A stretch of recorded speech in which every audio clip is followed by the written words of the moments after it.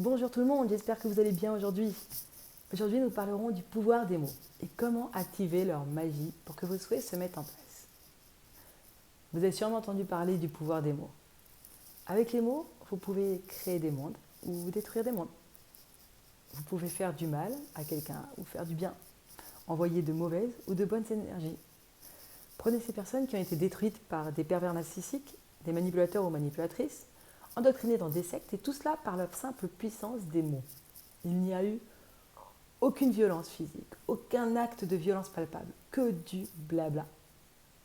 Essayez de prouver à la justice qu'on vous a fait du mal avec des paroles. Ils ne vous prendront pas au sérieux. Mais c'est parce que, encore une fois, notre monde refuse l'invisible, parce que si ça n'est pas visible, ça n'est pas sérieux. S'il n'y a pas de coups et blessures, on vous dira que vous n'avez rien. Et pourtant, toutes ces fois où vous avez reçu des mots comme des attaques physiques, comme si vous aviez littéralement reçu une gifle en plein visage, ou vous vous êtes senti humilié. C'était réel, vous l'avez senti, vous n'avez pas rêvé. On nous a appris à prendre ça à la légère. Et c'est pour cela que vous vous dites à vous-même, mais ce n'est rien, il ou elle ne m'a pas frappé quand même. Ce n'est pas si grave. Et si c'était pire? Les mots restent gravés dans nos esprits, dans notre cœur, dans notre vie. Les mots nous construisent ou nous détruisent.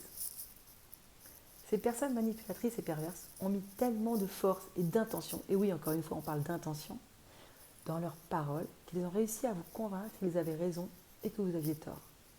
Ils ont réussi à vous culpabiliser d'être vous-même. Ils ont mis une telle intention que cela les a renforcés. Ils sont difficiles à contrer, vous savez pourquoi? Parce qu'ils sont eux-mêmes convaincus de leurs idées. Ils en arrivent à être touchants, attachants. Et pourtant, ils vous détruisent avec une extraordinaire conviction. J'insiste toujours sur l'intention parce que c'est ce qui donnera la force à vos paroles. Donc, si ces mots ont été aussi puissants sur vous, ils peuvent l'être sur l'univers. Ils peuvent l'être aussi pour créer, pour aimer, pour unir, pour s'épanouir, pour exaucer.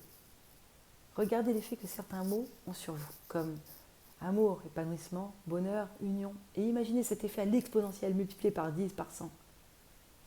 C'est pour ça qu'il est très très important que vous désirez parler à l'invisible et exaucer un souhait, de s'exprimer clairement, d'apprendre à articuler. Vous devez vous exprimer comme si vous parliez à un roi ou à un dieu lui-même pour ceux qui croient en Dieu. Les mots doivent être précis. Vous devez mettre en scène votre souhait. Apprenez à vous exprimer comme dans un théâtre, que les mots soient clairs. Exprimez-vous pour être entendu et non juste pour parler. Vous avez souvent l'impression qu'on ne vous entend pas, n'est-ce pas? Que vous demandez, vous priez, pourtant rien ne vient. Et même pire, vous recevez encore et encore des épreuves.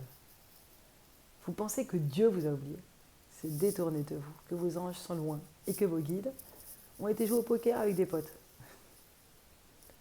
Mais si vous demandez l'amour, vous le recevrez. Sauf que votre demande est tellement vague que vous recevrez l'amour. L'amour d'un enfant, d'un chien, d'une amie, d'une personne de la famille, d'un ou d'une collègue, alors que vous, vous êtes focalisé sur l'amour avec un grand A. Et pourtant, ce n'est pas ce que vous avez demandé. Donc, vous ne recevez pas ce que vous désirez, mais ce que vous demandez. Vous faites un vœu. Vous dites, je veux être plus riche. Par exemple, simple exemple. Ok, voici, je vous donne 1 euro. Ça y est, vous êtes plus riche. Mais ce n'est pas ce que vous désiriez. Et pourtant, c'est ce que vous avez demandé. Vous êtes exaucé, vous êtes toujours exaucé. Donc vos souhaits ne doivent pas être vagues et imprécis. Définir un souhait, c'est comme définir un projet. Prenez-le au sérieux, exprimez-vous clairement, soyez précis. Mettez de l'émotion, de l'intention avec des émotions en accord avec vos souhaits. Vous parlez de joie, mais vous pensez tristesse. Votre émotion sera en contradiction avec vos paroles. Et la demande sera brouillée. Vous envoyez des signaux contradictoires. L'intention n'y est pas. Un mot, même le plus magique soit-il, seul est vide. Pour le faire fonctionner ou pour activer sa magie, il faut le remplir d'émotions et d'intentions. La force des paroles liées à l'émotion et à l'intention est la clé de la réussite d'un bon souhait. Alors, imaginez la force de l'écrit. Une fois que vous avez mis tant d'émotions dans vos paroles, claires, précises, écrivez-le. Comment écrire un souhait?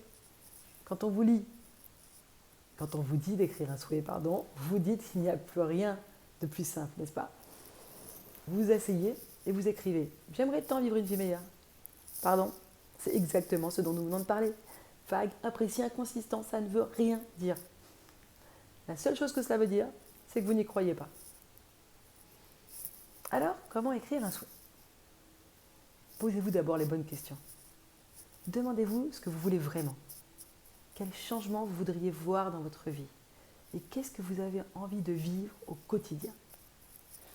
Prenez un carnet uniquement dédié à cela. Vous allez le décorer, le customiser comme vous le désirez. Votre souhait sera amplifié par la force de la gratitude.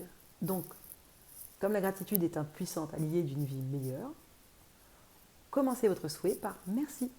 Par exemple, vous cherchez du travail ou vous voulez changer de travail.